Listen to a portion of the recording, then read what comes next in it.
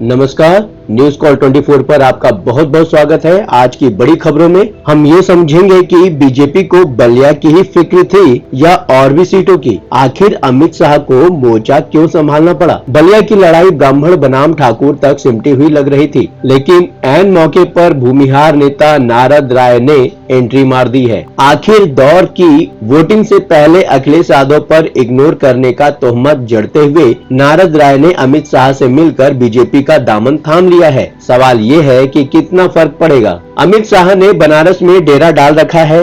बनारस यानी वाराणसी प्रधानमंत्री नरेंद्र मोदी का चुनाव क्षेत्र भी है, जहां लोकसभा चुनाव के 7वें चरण में वोटिंग होने जा रही है। लेकिन इसलिए नहीं कि वाराणसी सीट को लेकर उनके मन में किसी तरह की आशंका है, बल्कि वहां से वो पूर्वांचल की 13 सीटों की निगरानी कर रहे हैं, जिन पर 1 जून को मतदान होने वाला है। बनारस पर तो बरसों से बीजेपी का दबदबा रहा है और अब तो वो मोदी की ही सीट है। 40 साल पहले तक बनारस से कांग्रेस का ही सांसद चुना जाता था और 20 साल पहले यानी 2004 में आखिरी बार ये सीट कांग्रेस के खाते में गई थी। ये तीसरा मौका है जब कांग्रेस उम्मीदवार अजय राय मोदी का मुकाबला कर रहे हैं, लेकिन इस बार उनको ये काम मजबूरी में करना पड़ रहा है, क्योंकि समाजवादी पार्टी के साथ गठबंधन में कांग्रेस को बलिया लोकसभा सीट नहीं मिल पाई। सुनने में आया कि पूर्वी कांग्रेस अध्यक्ष बलिया से ही चुनाव लड़ना चाहते थे, लेकिन अखिलेश यादव की जिद के चलते राहुल गांधी को कुछ करते नहीं बना और एक बार फिर अजय राय को मोदी के मुकाबले। लेकिन कहा जा रहा है कि अखिलेश यादव के साथ भी अमित शाह ने बलिया में खेला कर दिया है और इसमें मददगार बने हैं अखिलेश यादव से पहले से ही खार खाए पिछड़े वर्ग के नेता ओम प्रकाश राजभर, क्योंकि ओम प्रकाश राजभर का भी अपना स्वार्थ पूरा हो रहा है। अव्वल तो अमित शाह ने मोदी के वाराणसी से लेकर यूपी के मुख्यमंत्री योगी आदित्यनाथ के गोरखपुर तक यूपी 13 सीटों की कमान संभाल रखी है, लेकिन खास दिलचस्पी बलिया में नजर आ रही है। और वोटिंग से ऐन पहले स्थानीय स्तर पर समाजवादी पार्टी के एक कद्दावर नेता नारद राय को अपनी रैली के लिए बलिया पहुंचने से पहले ही अपने पाले में ले लिया है। जय मुलायम से लेकर जय जय श्री राम तक केंद्रीय गृह मंत्री और बीजेपी नेता अमित शाह से मिलने के बाद नारद राय ने सोशल साइट एक्स पर अपने मन की जो बात लिखी है वो पूरी तरह बदली हुई है। करीब 3 घंटे पहले की पोस्ट में नारद राय जय मुलायम बोल रहे हैं, लेकिन आधी रात होने से ठीक पहले जय श्री राम बोलने लगते हैं। 27 मई को शाम के 8:41 पर नारद राय लिखते हैं, स्वर्गीय नेताजी का सेवक रहा हूँ। नेताजी ने कहा था, यदि अपने लोगों के सम्मान पर आंच आए तो किसी से भी बगावत कर जाना, लेकिन झुकना मत। नेताजी आपका दिया गुरु मंत्र अंतिम सांस तक याद रखूंगा और अपने लोगों के लिए सदैव लड़ता रहूंगा। जय बागी बलिया, जय राजनारायण, जय जनेश्वर, जय मुलायम। और उसके बाद 11:55 पर वो लिखते हैं, दुनिया में भारत का डंका बजाने वाले माननीय प्रधानमंत्री नरेंद्र मोदी और भारत के यशस्वी गृह मंत्री और राजनीति के चाणक्य माननीय अमित शाह के संकल्प की समाज के अंतिम पंक्ति में बसे गरीब को मजबूत करने वाली सोच और राष्ट्रवादी विचारधारा को मजबूत करूंगा। जय जय श्री राम। मोदी और शाह का नेतृत्व स्वीकार करने वाली पोस्ट के साथ नारद राय ने 2 तस्वीरें भी शेयर की हैं, जिसमें उनके साथ ओम प्रकाश राजभर भी बगल में बैठे हुए नजर आते हैं। ओम प्रकाश राजभर ने 2022 के यूपी विधानसभा चुनाव में अखिलेश यादव के साथ गठबंधन किया था, लेकिन बाद में झगड़ा हो गया और वो बीजेपी के साथ एनडीए में पहुंच गए। सवाल ये है कि नारद राय के अखिलेश यादव को छोड़कर बीजेपी के पाले में चले जाने में ओम प्रकाश राजभर की कितनी बड़ी भूमिका है। क्या ओम प्रकाश राजभर ने ये सब अखिलेश यादव से बदला लेने के लिए किया है? सवाल ऐसे कई हैं और जवाब भी अलग अलग मिल रहे हैं। मुलाकात से पहले बनाए गए माहौल और उसके बाद के घटनाक्रम में सभी की भूमिका है और सभी का अपना अपना स्वार्थ भी है। ओम प्रकाश राजभर की अखिलेश यादव से अदावत अपनी जगह है, लेकिन बीजेपी के लिए भी उनको कुछ ना कुछ करना ही है और नारद राय का भी अपना स्वार्थ है। वैसे नारद राय के साथ बलिया के ही एक और सपा नेता राम इकबाल सिंह ने भी मुलाकात की है और वो भी बीजेपी कैर होकर रह गए हैं। अमित शाह से मिलने वालों में श्री कला सिंह भी शामिल है।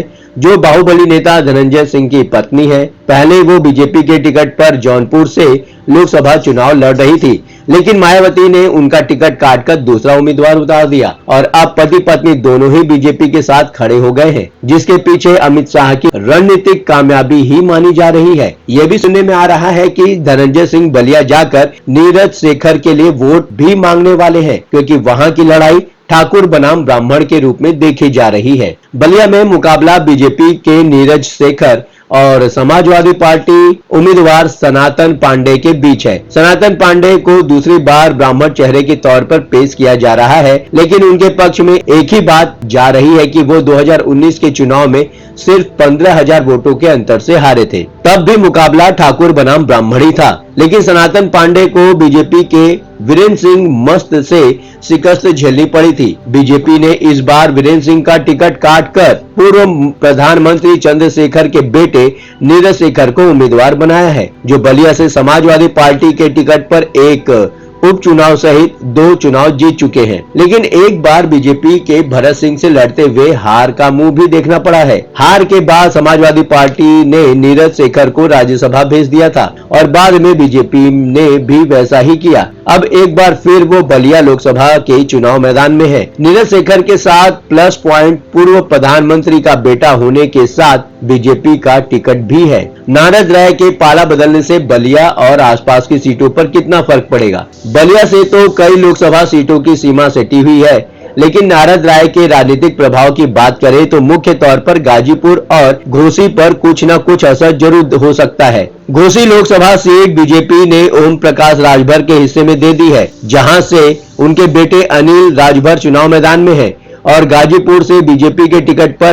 पारसनाथ राय चुनाव लड़ रहे हैं, जिन्हें जम्मू कश्मीर के उपराज्यपाल मनोज सिन्हा का करीबी बताया जाता है। मनोज सिन्हा 2019 के आम चुनाव में अफजल अंसारी से चुनाव हार गए थे। तब अफजल अंसारी बीएसपी के टिकट पर चुनाव लड़े थे, लेकिन इस बार अखिलेश यादव ने अफजल अंसारी को समाजवादी पार्टी का उम्मीदवार बनाया है। अफजल अंसारी माफिया डॉन रहा मुख्तार अंसारी के भाई हैं। नारद राय ने समाजवादी पार्टी छोड़ते वक्त खास तौर पर 2 बातें कही हैं। एक तो ये कि अखिलेश यादव ने बलिया दौरे में मंच से नाम न लेकर उनका अपमान किया, और दूसरा उनका ये कहना है, मैं अंसारी परिवार का दरबारी होकर के राजनीति न कभी किया हूँ, न करूँगा। मैं किसी का दरबारी नहीं बन सकता, मैं जनता का दरबारी हूँ। लेकिन वहाँ के लोगों का कहना है कि ये तो बहाना भर है। असल बात तो ये है कि नारद राय हो या राम इकबाल सिंह जैसे नेता, सब के सब बीजेपी में जाने के लिए बहाना खोज रहे थे, क्योंकि समाजवादी पार्टी या इंडिया गठबंधन में उनको अपना भविष्य